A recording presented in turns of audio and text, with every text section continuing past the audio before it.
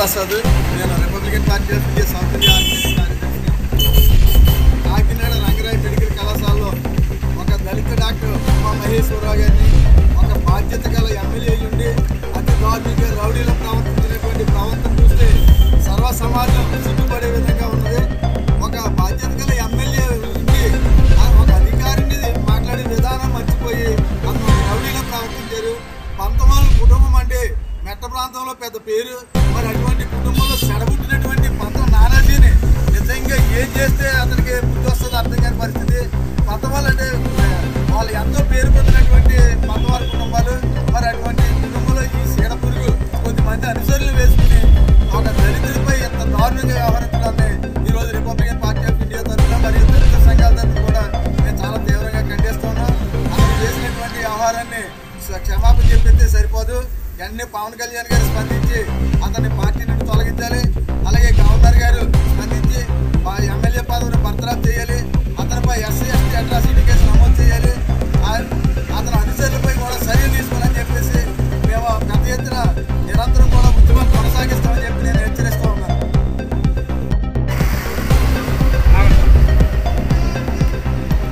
నిన్నటి రోజున మరి కాకినాడలో రంగరాయ మెడికల్ కాలేజీ దగ్గర ఏవైతే ఒక మంచి పదవిలో ఉన్నటువంటి ఒక ఉద్యోగరీత్యా మంచి ఉద్యోగం చేస్తున్నటువంటి ఉమా మహేశ్వరరావు గారిని ఆయన ఏంటో కూడా తెలిసి కూడా మరి ఒక మంచి పదవిలో ఉన్నటువంటి ఎమ్మెల్యే గారు ఆ రకంగా ప్రవర్తించడం అది చిక్కిసేటు యావత్తు ఎమ్మెల్యే పదవికే కూడా అది నిరాకరమైనటువంటి చర్యగా మేము భావిస్తున్నాం. ఎందుకంటే ఒక మంచి పదవిలో ఉండి కూడా ఒక సాటి ఉద్యోగస్తుని కూడా గౌరవించలేనటువంటి ప్రజానాయకుడి ఉండి కూడా మరి ఎంత దౌర్భాగ్యంగా ఊరే గిరే అనే పద్ధతి, అలాగే వెనకాల ఏ అయితే అనుసరణలో అంచోట్లు కూడా వాడేటటువంటి విధానం కూడా చూస్తున్నట్లయితే ఈ యొక్క పరిపాలన విధానం ఎలా ఉన్నదంటే గతంలో వైఎస్ఆర్సీపీ అన్నారు, కానీ వైఎస్ఆర్సీపీలోనే కాదు ఈ యొక్క కూటమి ప్రభుత్వంలో కూడా ఈ దళితులపై దాడులు విపరీతంగా జరుగుతున్నాయి. అలాగే ఏ విషయంలో చూసుకున్నా దళితులను అణచివేయాలనే ఉద్దేశంతో ఇవన్నీ కూడా జరుగుతున్నాయి. ఈ విషయాన్ని మరి డిప్యూటీ సీఎం గారి దగ్గరికి కూడా వెళ్ళాలి. ఆయన వెంటనే పార్టీ నుండి తొలగించాలి. ఆయనకి ఎప్పుడైతే పార్టీని తొలగించారో అప్పుడైతే సరైనటువంటి బుద్ధి వస్తుందని ఈ సభాముఖంగా తెలియజేస్తున్నాం.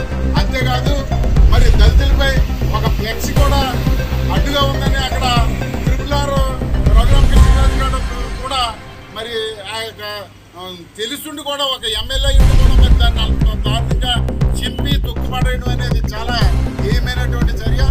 ఎన్నట్లు కూడా ఇటువంటి ఎమ్మెల్యేలని ఒక్కసారి ప్రభుత్వం వారు నారా చంద్రబాబు నాయుడు కూడా వీరిపై తగు చర్యలు తీసుకోవాలని ఈ యొక్క జగ్గంపేటలో మా దళిత సంఘాల పేరు మేమందరం కూడా డిమాండ్ చేస్తున్నాం. లేని పక్షంలో పెద్ద ఎత్తున దీనిపై పోరాడతామని తెలియజేస్తూ ఉన్నాను. నా పేరు నిలబెల్ల అప్పారావు, జగ్గంపేట గ్రామం, అంబేద్కర్ వాదిగా మీ ముందుకు రావడం జరిగింది. మరి నిన్నటి రోజు జరిగినటువంటి కాకినాడ జిల్లా హెడ్ క్వార్టర్లో దళిత డాక్టర్ అయినటువంటి ఉమా మహేశ్వరరావు గారికి జరిగినటువంటి అవమానం వరకు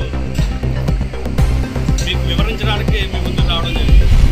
అక్కడ జరిగినటువంటి ఏదైతే వీడియో ఉందో జనసేనకు సంబంధించినటువంటి కాకినాడ రూరల్ ఎమ్మెల్యే అయినటువంటి పంతం నానాజీ తన అనుచరులతో ఆ యొక్క ఏదైతే రంగరాయ కాలేజీలో ఉన్న ప్రాంగణం ఉందో ఆ ప్రాంగణానికి రౌడీలు ఏ విధంగా అయితే వెళ్ళి కళ్ళ పొలాలు చేసి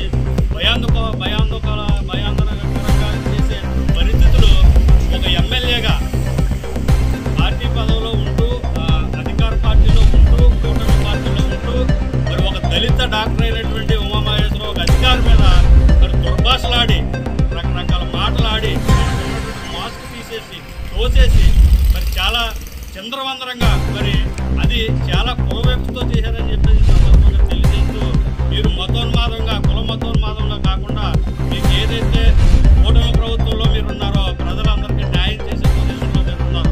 కింద స్థాయి ఎవడెవడన్నా తప్పు చేస్తే మీరు ఖండించే విధంగా ఉండాల్సి పోయి మీరు గత ప్రభుత్వంలో జరిగినటువంటి విధానాలని మీరు తరచూ చేస్తూ ఉన్నారు. ఎందుకనంటే ఒక ఎమ్మెల్యే స్థాయిలో ఉన్నా లేదంటే ఒక ఎంపీ స్థాయిలో ఉన్నా మీ ప్రభుత్వం నుంచి ఏదైతే 100 రోజులు గడిచిన సందర్భంగా ఇది మంచి ప్రభుత్వం అని చెప్తా ఉన్నారో, మంచి ప్రభుత్వం అంటే ఏంటంటే మీరు ప్రభుత్వం పామైన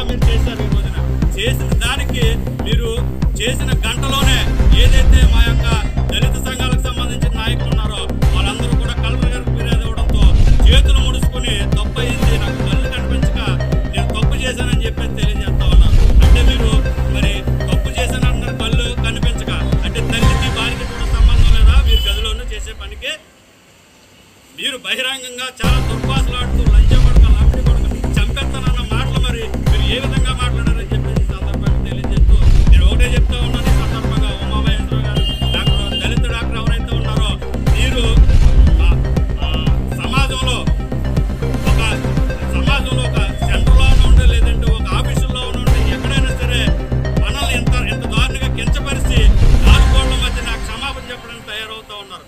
కానీ క్షమాపణ చెప్పారు కదా అని చెప్పేసి మీరు వదిలిపెట్టకుండా ఏదైతే కాకినాడలో మరి దళిత సంఘాలు జేఏసీలు ఎవరైతే ఉన్నారో మరి